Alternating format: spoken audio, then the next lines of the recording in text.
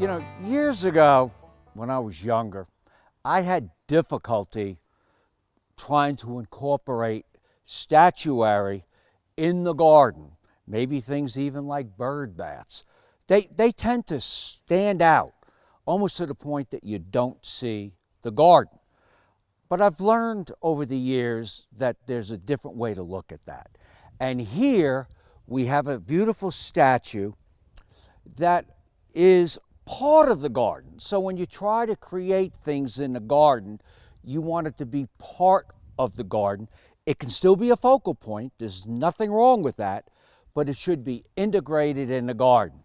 And if you look over the years, the green moss and some of the lichens that are covering this statue match the stone with the lichens growing on the stone, and then the green moss matches the duckweed in the water pond, and the green hosta, the green iris. Everything sort of blends in with this beautiful statue with the light that throughout the day hits on certain parts, and it's just pretty neat just to look at. And you could even have a chair here and read a book. With some types of statuary, you can have dual purposes. And here we have a beautiful bird bath that is filled with water for our birds year-round. Years ago, I used to say, wow, one statue's enough in the garden. But, you know, we have quite a few statues right around me here. And you can have multiple statues like multiple plants. And that means you have repetition.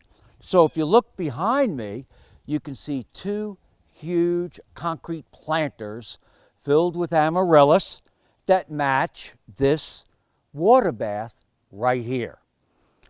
The other thing I wanted to mention is you can treat some of the concrete statuary that you have in the garden. Usually you can do this when you purchase it.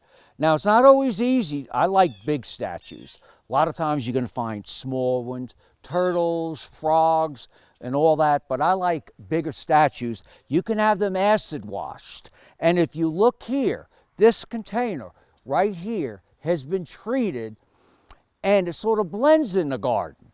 So, you know, these come in green, they come in brown, all different colors. Now, I wouldn't go for the purple and, you know, bright yellow and orange, but you can acid wash your statuary and containers so it sort of blends in the garden. Well, what do you do after a long day's hard work? Let me show you.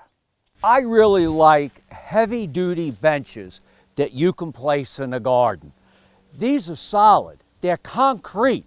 I mean, it almost takes two people to even move them. So just imagine being in your garden in the morning, have a nice cup of coffee, or after a really hard day's work, you could be sitting here sipping on a glass of wine and enjoying your garden. I'm Mark Viette. Join me next time in the garden. For more garden tips, go to inthegardenradio.com.